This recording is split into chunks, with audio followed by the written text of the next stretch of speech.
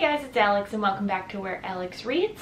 Today I am here to bring you another video, finally, after like a month-long hiatus again. But June was crazy.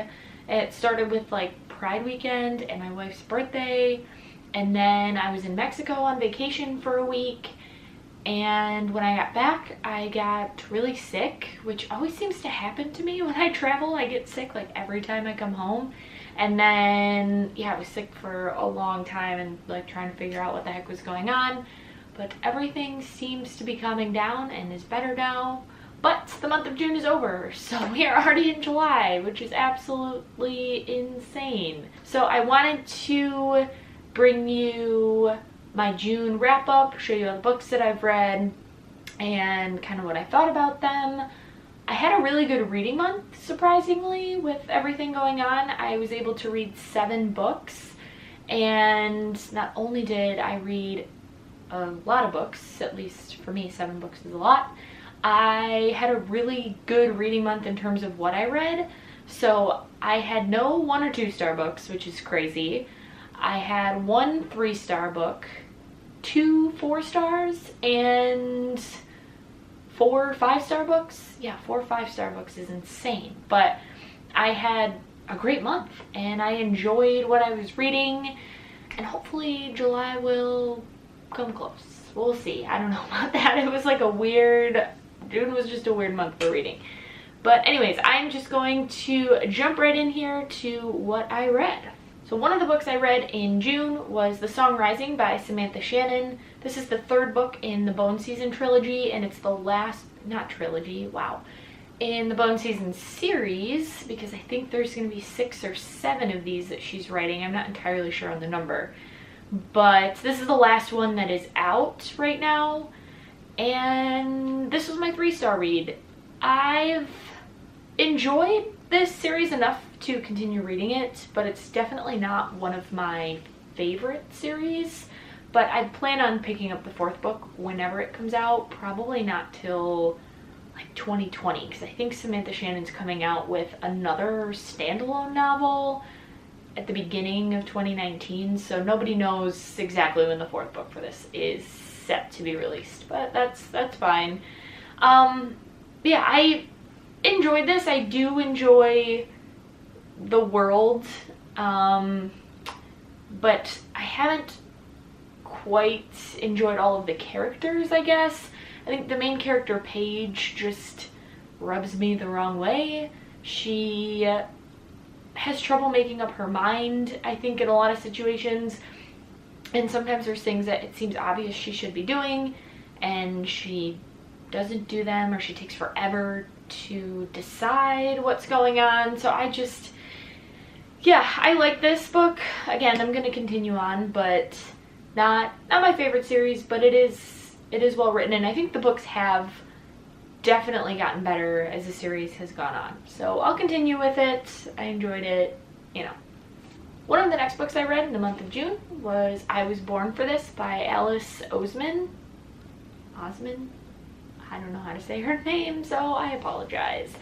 But this book follows the main character, Angel, and she has like a pretty big obsession with this boy band, and she ends up going to one of their meet and greets, and she gets into a situation with one of them and kind of their paths cross, and it's about that, and also about her relationships with other people and just how her life has been affected by being obsessed with this band and the people that she's met through the fandom. And it was a really cute, really great read. One other thing, in June, because it was Pride Month, I did try to read as many books as I could with LGBTQ plus representation. So this had a trans character in it. I think most of the books I read this month had some type of representation in them, which was great. So I was trying to focus on that, just it being June and all. So that's just an aside. But yes, this book I really enjoyed. I thought it was super cute. It was a great young adult book. It was well written, and I think the lessons that could be learned from it were phenomenal. I think had I read this in high school or like early on in college, I would have gotten a lot more out of it. But overall, great book, definitely recommend it, and I think I gave this one 4 stars. One of the next books I read was Dress Codes for Small Towns by Courtney Stevens, and this book was recommended over by Kayla at Books and Lala. This was one of her top reads, I think, for 2017. This might have been her #1 read, and I really enjoyed this book. I don't think it'll make my top books of 2018, but I had such a fun time reading this, and I think for me, being gay and also growing up in like a small town, this like really hit home and had a lot of parallels to where I grew up and at least the community that I grew up in, I guess. So this follows the main character, and she is a bit of a tomboy. She wears boys' clothes. She has a very tight-knit group of friends that are mostly boys, and then there is one other girl in the group as well. And it's just like a coming-of-age identity story and dealing with her religion and what her town kind of thinks of her and views of her. It was super well done. Like I said, I enjoyed it a lot because it reminded me of my town where I grew up, and yeah, I have nothing but good things to say about this. I ended up giving it 4 out of 5 stars, and I would say definitely check this one out because it's worth it. In June, I also read Morningstar by Pierce Brown. This is the 3rd book in the Red Rising trilogy. There's kind of 2 trilogies for this. So this was the last book in like the first trilogy, and then there's a second trilogy that takes place, I think like 10 or 20 years after this one ends. And that one, I think the first book is out, and we're waiting on the last 2. But this was a phenomenal conclusion to the first part of the trilogy. I enjoyed Red Rising. I enjoyed, is it Iron Gold?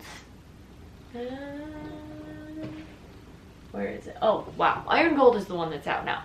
Golden Sun is the second one. So I enjoyed both of those, but this one by far was my favorite. I think the character development and how things wrapped up at the end was just awesome. I'm not going to go into too much of what happens in this one because that'll spoil the other books, but it was a great conclusion, and I am planning on reading the second half of the trilogy at some point. I haven't purchased the next book yet or anything, and I may wait a little bit longer because I have all these in paperback, so I may wait a few years. I don't know, well, maybe not, but that's a long time. But I might wait at least until the first one comes out in paperback, just so I can kind of keep my books the same. We shall see. But yeah, I definitely recommend the series if you're into any like sci-fi, fantasy, space stuff. This is a great series to check out, and the way the characters grow throughout the series and their relationships and just like the different things you learn, and it's crazy, and there's lots of twists and turns, and highly recommend this series if you're a sci-fi fan. Oh, and I gave this book 5 stars. The next book I read is actually, I believe, the first graphic novel that I have ever read. And I don't know why I haven't gotten into these sooner, because I really enjoyed this book, and somebody on YouTube recommended it somewhere, so I picked it up, and it's My Favorite Thing is Monsters by Emil Ferris. Yes. And this book was so good. It follows the main character, who she is obsessed with monsters, and she views herself as like partially a monster, partially a human. So in the drawings, she's like depicted as not so much a little girl, but as like this little monster. And it's like a murder mystery, and There's a lot about her like family dynamic and her relationship with the other tenants in the apartment that she lives with. It is the first part. I think there's a 2-volume trilogy. I think the trilogy, wow, 2-volume like graphic novel series. I don't even know what you call that, but there is, the second one's coming out this year, maybe this summer. I think in August, if I remember correctly, but I will 100% be purchasing that when it comes out. This is a long, like, it's a really long graphic novel. The art and everything throughout it was just phenomenal. She's like obsessed with comic books, and so throughout the, let's see if I can find one. Throughout the book, there are all these like illustrations of like different comic books and things, if you can see that. But yeah, the illustrations are so good, and I took my time with this because I really wanted to appreciate the art and different things that went into it. So I actually read this, I think I started this back in May, like beginning of May, and then finished it up like middle of June. So I didn't want to like speed read my way through this one just because of the illustrations. So I took my time, I really enjoyed it, and I cannot wait for the second one to come out because I should pre-order that. Maybe I'll do that today. Yeah.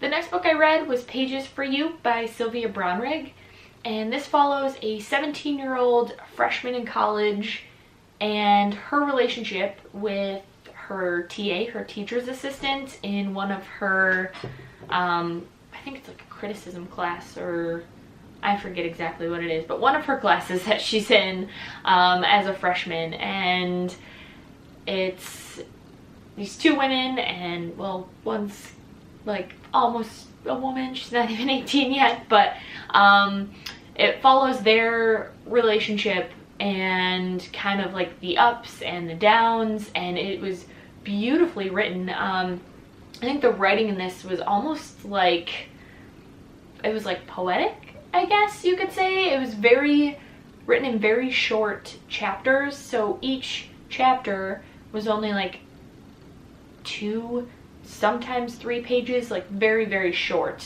I think some of them were even like just like a paragraph. It was so good. I had all the feelings while I was reading this, and there is a second one called Pages for Her that just recently came out. I think this came out, geez, like in the 90s, late 90s maybe. And then the second book that came out follows the same 2 characters but 20 years later. And I don't want to say too much because then it'll give away what's happened, but I would say if you're looking for a good like lesbian representation, this is really, really good. Pick it up, highly recommend. I cannot wait to get the second one of these. And the last book I read in June ended up being my favorite book this month, and I think possibly the best book that I have read so far this year, and that is Christadora by Tim Murphy. This was just a delightful read. I love this book. I finished it and I wanted to just read it again. Like, this is one that I definitely plan on rereading at some point. So this takes place in New York City, and it follows a family that actually owns an apartment in the Christadora building, which is a real building in New York City. And it takes place primarily from like the 80s through now. I think it's like, yeah, I think it even goes like farther than today. I don't remember where it finishes, I don't know, but through present day. And it follows family relationships, and it also centers on like the AIDS epidemic in the 80s and the movement to find cures and getting support and different things in place for people affected by AIDS. It also has a big focus on AIDS and their effect on like straight women, and because that was something that wasn't really a priority at the time. The focus was mainly like gay males, but you really see in this how like women were also affected, and it's just, but that's not even like the entire focus of this novel. It's just follows so much and so many different characters and how they're all interwoven and the relationships like throughout the years and where they end up.